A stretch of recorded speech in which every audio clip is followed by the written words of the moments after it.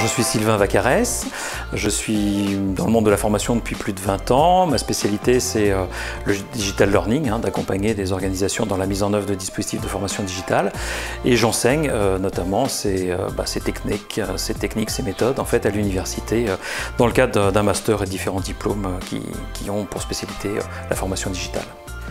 Avec le digital, les entreprises voient l'évolution de leur métier, de leur organisation en fait, évoluer très rapidement en fait. Et donc il y a besoin d'avoir des collaborateurs qui soient en permanence en train de se former, de développer de nouvelles compétences, de s'adapter. Et pour cela, il faut qu'ils développent de véritables compétences d'apprentissage finalement. Et ça, c'est quelque chose qui n'est pas acquis dans le système scolaire. On n'apprend pas à apprendre à l'école. Donc les entreprises doivent prendre en charge finalement ou développer chez leurs collaborateurs cette capacité à apprendre.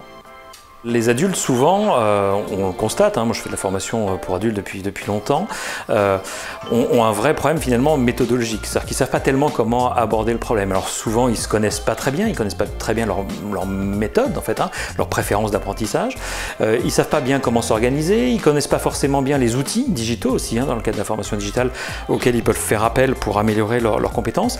Ils n'ont pas non plus forcément de techniques pour améliorer leur mémorisation. Donc finalement, ça se traduit par une fatigue plus grande, une inefficacité, parfois même une démotivation. Et donc il y a un vrai intérêt, même pour les entreprises aujourd'hui, à former les gens sur ces sujets-là, de manière à augmenter leur efficacité. C'est-à-dire que pour le même investissement, finalement en formation, l'entreprise récupérera plus de compétences, si on peut dire. Alors apprendre à apprendre, c'est un processus finalement, c'est-à-dire que ça suit un certain nombre d'étapes. La première, ça va être d'être capable de se connaître, donc réaliser finalement un diagnostic de qui on est, comment on apprend, etc. Bien se connaître. Ensuite, c'est développer une stratégie d'apprentissage à partir de ça, qui passe par une préparation. Il faut être capable de se projeter dans sa formation, donc commencer à s'organiser correctement. Puis après, dans la formation elle-même, quand on la suit, être capable d'interagir avec les autres, être capable de bien s'organiser, de bien tirer parti au maximum de la formation telle qu'elle se déroule. Et enfin, après la formation ou en fin de formation, être capable de prendre du recul sur son expérience d'apprentissage pour être capable d'améliorer finalement sa pratique de l'apprentissage et d'être capable de la réinvestir dans de nouvelles formations futures qu'on aura à suivre évidemment dans le cadre de son métier.